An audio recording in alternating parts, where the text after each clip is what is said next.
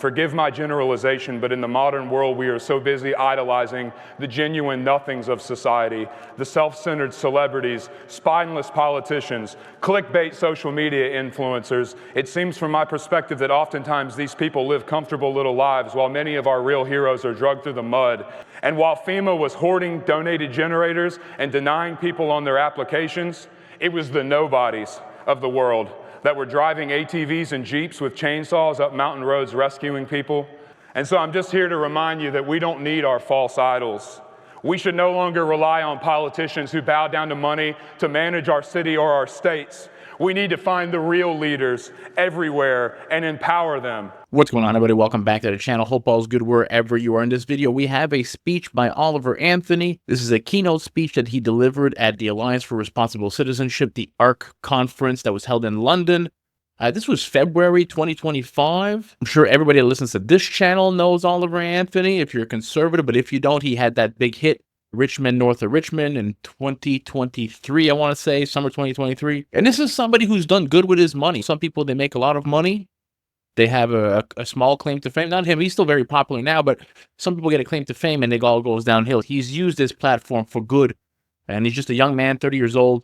And in this speech, he reflects on the thousands and thousands of personal messages that he's received and conversations that he's had since August of 2023, highlighting the silent suffering of many people grappling with addiction, mental illness, financial hardship. Let's get into it. I appreciate for your opportunity, for your time. I've only got a few minutes here, so I've written some things down so you don't have to listen to me ramble. But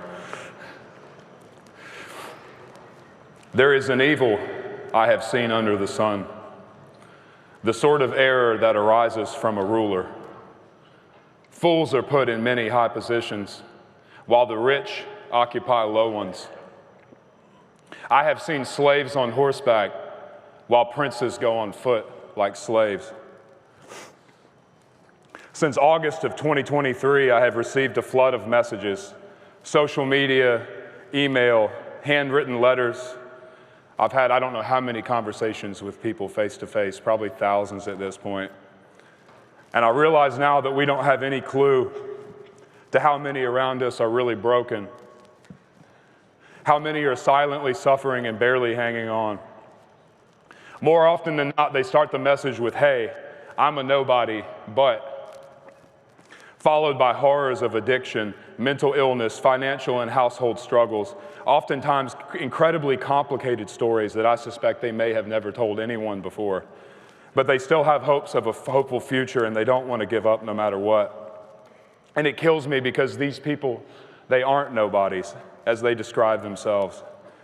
Our modern society's convenient, comfortable, fragile little existence is oftentimes carried on the backs of these self-declared nobodies. And forgive my generalization, but in the modern world, we are so busy idolizing the genuine nothings of society, the self-centered celebrities, spineless politicians, clickbait social media influencers. It seems from my perspective that oftentimes these people live comfortable little lives while many of our real heroes are dragged through the mud and never once given a genuine thank you for it.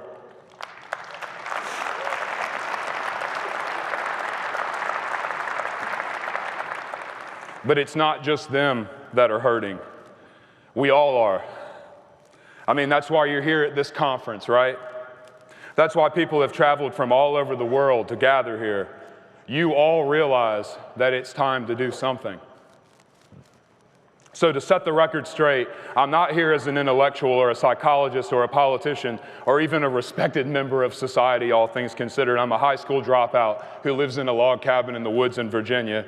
I myself am just a 32-year-old nobody. So I'm just here today as the messenger. I believe that many of the problems identified at this conference are quite possibly symptoms of a bigger problem. We currently exist in an age of rapid digital immersion.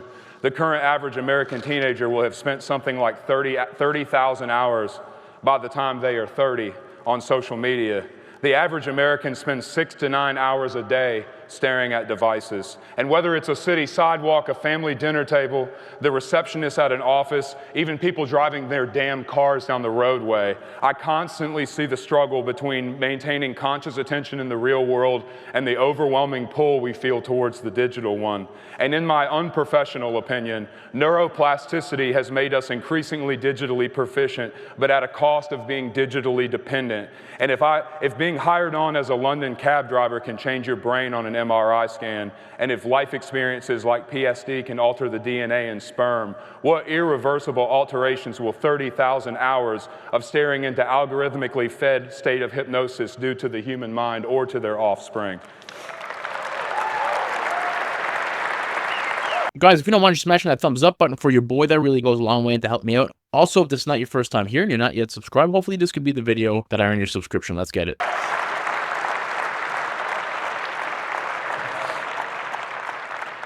And in this short breath of time, we live in a state of existence that quite possibly no one else in world history has. We have both access to instant global connectivity, infinite information, and consumer-level access to artificial intelligence, but we're the last few humans in world history who remember what life was like before it. We are the last living people in history to have experienced life before the digital age. And I fear that it may become nearly impossible for younger generations to even differentiate the digital world from the real one before the end of my lifetime. There is nothing inherently wrong with technology, there is nothing wrong with instant connection, and there is nothing intrinsically bad about access to abundant information. But what is bad is the lack of control and agency we have over these systems. And without realizing it, we are being programmed, and our culture is becoming commodified. Therefore, the more time we spend on these digital information systems, the more we revert to the mean of one of a fixed set of broad internet cohorts. In other words, the more time we spend online, the more commoditized our culture, the more tribal our psychology, and the more vulnerable we become. When the floods first came to Western North Carolina last year, where I used to live, there were tens of thousands of people who showed up to help from all over the country. No one asked them, no one paid them, and most of the world has no idea they were ever even there. I was there the same day that the governor of North Carolina came for his little photo op. He made a public announcement that day saying that the current statewide death toll with the floods He made a public announcement that day with the current statewide death toll of the floods. But that same morning alone, volunteer veterans with cadaver dogs that I had met with had pulled 15 bodies out of a single pile of debris near the KOA campground in Swannanoa. The statewide count at that point had to have been well into the hundreds. I believe the number the governor used that day was 28. In fact, there was a reefer truck that sat for 2 days full of bodies because the morgues were overflowing.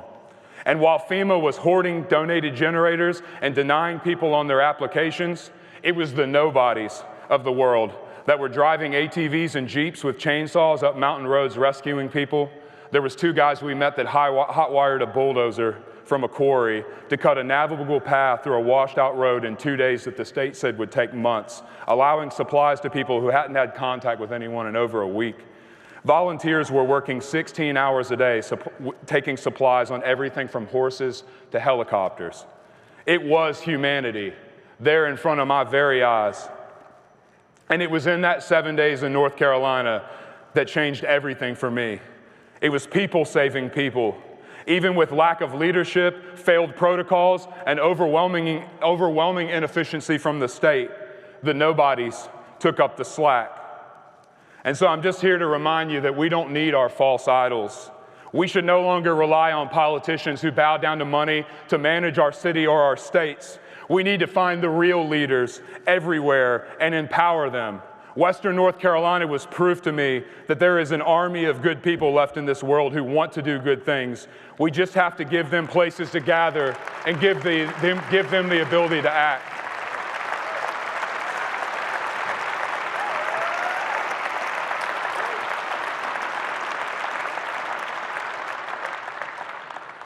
And so I close with this. Do not fret because of those who are evil, or be envious of those who do wrong, for like the grass they will soon wither, like green plants they will soon die away. Trust in the Lord and do good. Dwell in the land and enjoy safe pasture. Take delight in the Lord, and he will give you the desires of your heart. And so I'll see you on April the 5th in Spruce Pine, North Carolina for the first official gathering. It is now my life's mission to revive rural America one town at a time. It's called the Rural Revival Project. So thank you for listening. This is a great speech. This hit home for me because I deal with a lot of young men, say 18 to 25. I coach them on wealth growth. It's a free thing that I do. It's not something I get paid for, but I run a business, and I've been blessed with making a good living and having a good life and being able to grow wealth. So I like to give back to mostly young men in society that may have had issues. And I can relate to this in a certain way because I feel a lot of young men these days, they feel like society has forgot about them. You heard it for the last 4 years on the left, how everything was the fault of men, right? Masculinity was always the problem.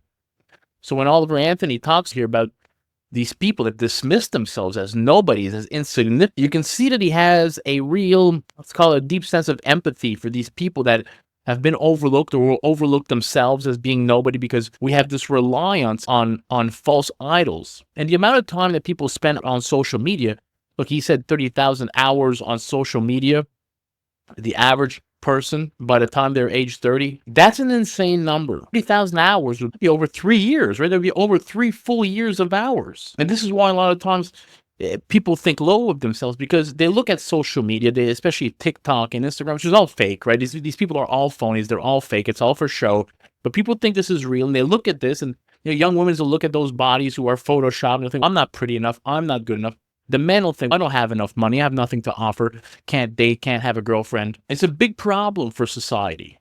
I use technology for our businesses, and I love it, and it's made us a lot of money, but I'm glad that I grew up in the late 80s, and I was able to go through school and high school without the internet, and I was able to know how to talk to humans and build rapport. I'm happy. I would not want to have the struggles that my little ones have today with this stuff. There's good and bad for everything, but a lot of times you can think that the bad outweighs the good when it comes to young people and social media. The way he talked about finding an urge to return to the authentic leadership found in everyday communities and to stop, as he mentioned, these false idols. Stop idolizing these people that don't care about you, that don't matter. This stuff's not real. And he took a real inspiration from what he saw in the disaster relief in North Carolina. How real everyday people, the real heroes in society, were helping each other out. This speech was terrific for me. I love good speeches. I don't know much about Oliver Anthony except for the fact that he had that song, but this hit home. I thought this is something that a lot of men that I work with could relate to, and I like how he ended it with Psalm 37, encouraging trust in goodness and local action over despair and the envy of the powerful.